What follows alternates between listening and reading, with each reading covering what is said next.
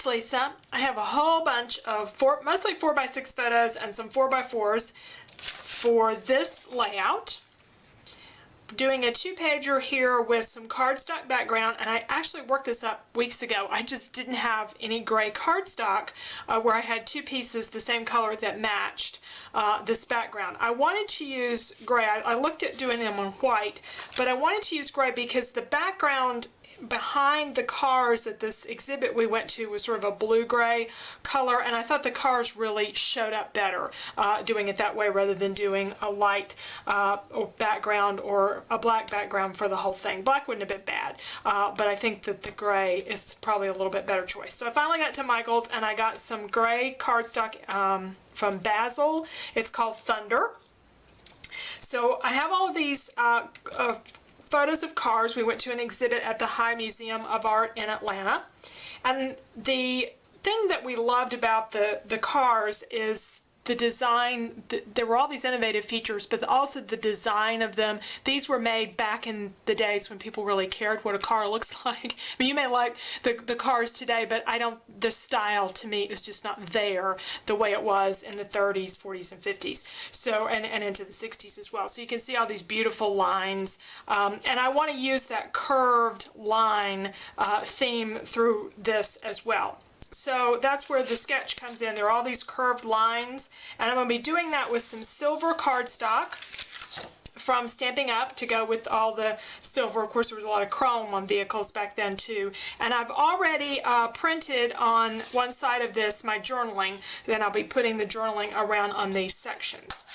Now, also on the page, I've got a couple. I was struggling to figure out where to put embellishments, but I think I'm going to put one over this main photo here and then one in the center where all these photos come together.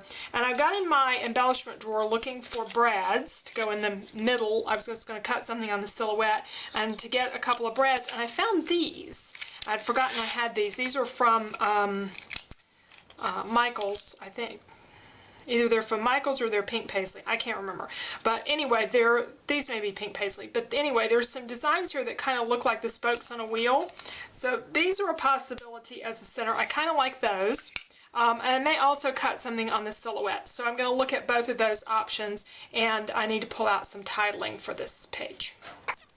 So I did go to the silhouette and cut some designs, and I think I like these better. I've tried the Prima embellishments there, and I just really like the look of these tires.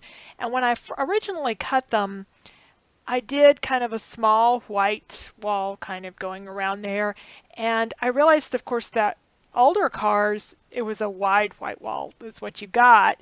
And so my first one here, it almost looks like more like of a bicycle tire. So I'm going to show you the other one that I did with a wider white border, and to me that looks just so much better. It looks so much more like these older cars. So I'm going to use the ones with the wider white circles. Just a minor little change there really made it a more authentic embellishment. So that's what I still like the Prima ones, but I just kind of liked the die cut better, I thought. So we'll put those on in a moment. In the meantime, I have my journaling here that I need to cut those I don't want to say circles, but those waves. And I used to have a cutter from Creative Memories that did this, and I sold it on eBay. I think that's the only product I've ever sold that I've regretted. I wish, there are a lot of times when I could use it. So I'm just going to freehand draw something here and cut it and see if it works. It won't be as precise as when I had the cutter, but I think it'll work out.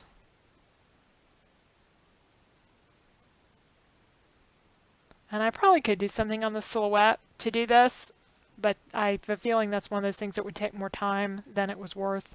So I love my silhouette, but sometimes it's just tedious to draw something, or if you don't have something already. And I'm not sure if I could draw that on the silhouette or not. I'm not sure if I'm that skilled yet.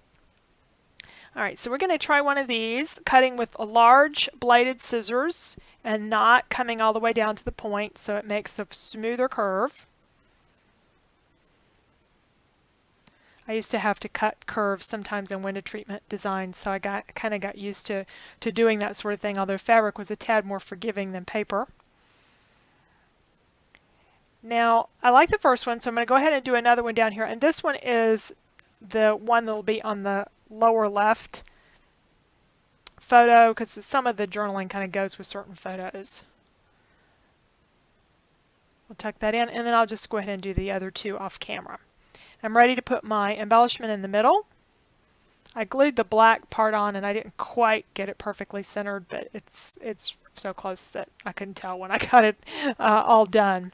And I started to throw away that little tag on the back that has the name of the paper on it, but I thought, well, I'll just cover up my brad, then maybe my brad won't hang on other pages when I'm sliding it into the page protector on the album. Okay, so we have the right-hand page done. And the left-hand page just needs some title work, which proves to be a bit challenging because I didn't have the letters that I needed in the colors that I needed. I needed E's in those silver letters and didn't have any E's left, although I had lots of other letters. Then I went through a bunch of those basic gray letters trying to find the word style, and I didn't have any S's. I had plenty of E's, and I didn't have any S's. So I ended up with some old Stampin' Up! Chipboard letters, and I'm going to paint those red. And then I've got some black letters from American Crafts that I have gobs of them, and I can do When Style Mattered. Okay, so the style, since I punched those out, I got to kind of use my emery board here to get those little edges off. And I'm going to paint these with some red craft paint, and then I will go over them with some gloss. So what happened here is I painted them, and it was getting kind of late in the day, and we were going out for the evening, a rarity around here. So I painted them, and I came upstairs, and the paint was dry, and I ended up doing the glossy accents off camera. I didn't have the camera upstairs anymore at that point. So what I did was just coat them really good with glossy accents. And that gave them a nice shine to it. Now I want to do another silver border over on the left, but my silver paper isn't 12 inches. And rather than trying to piece it, I'm going to use some light gray cardstock, which is really close in color. And I think that will look better than if I try to take the silver cardstock and piece it.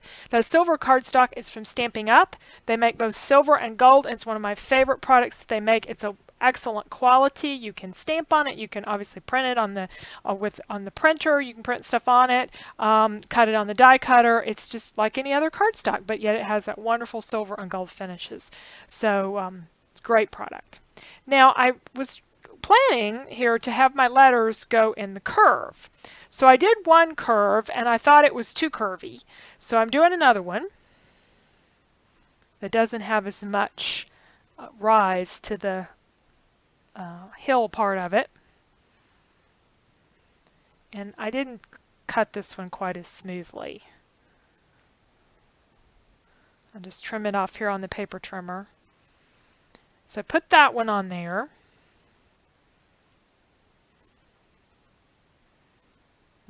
I can see even on camera that it's just not smooth enough, and I tried to go back with my scissors and even it up, and that helped it a little bit.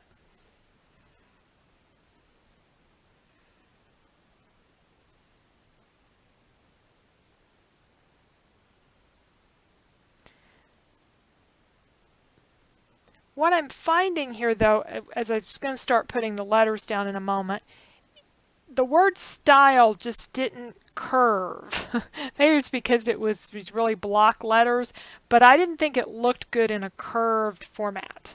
I tried it a couple of times, making sure I got enough room there at the top for my embellishment, but I can just see right off that it doesn't look good going downhill. And so after a while I decided that it would be better just to have the words go straight. And if the words were going to go straight, then I really liked the original curve that I cut better, the wider one. So I just switched it out. My adhesive hadn't stuck super strong. That Basil cardstock is a textured cardstock. Okay, we have our page all finished. Let's take a look at our sketch. I followed the sketch really closely with the two embellishments at the top of the left-hand page and the center of the right one. Then we have 3 4x4 photos and the rest 4x6. So we ended up with 8 photos on this page. The only thing I didn't do was I didn't curve my title. I just decided I didn't like that as well. Trying to follow that line, it kind of, the word style just didn't really curve very well for me, but I really like how this came out. So let me show you some close-ups of the 2 pages. Focused a lot again on the photos and the content of the photos because that's what we want to remember here. Nothing wrong with pattern paper. Use a lot of pattern paper, but for this particular layout, I felt like the cardstock was enough. It didn't even need any stamping or any stenciling or anything to it. Just a really, really clean finish. So we've got a little curving and then just some minor embellishment there cut with the silhouette. I added the date with the date stamp, so I realized I hadn't put the date on here anywhere. And we got quite a bit of journaling in too over the 2 pages. So thank you so much for joining me today. If you like 2-page layouts and would like some more ideas for doing 2-page layouts, please check out my 2-page terrific class. I also have a class called Creative Cardstock that looks at doing lot layouts that are predominantly cardstock and all kinds of different things you can do with them, and that does include stamping and other things to enhance the cardstock, but there are lots of ways you can use cardstock only or predominantly on your layouts and really get some great results and tell your story. So thanks so much for watching, and I will hope you'll come back for the next video.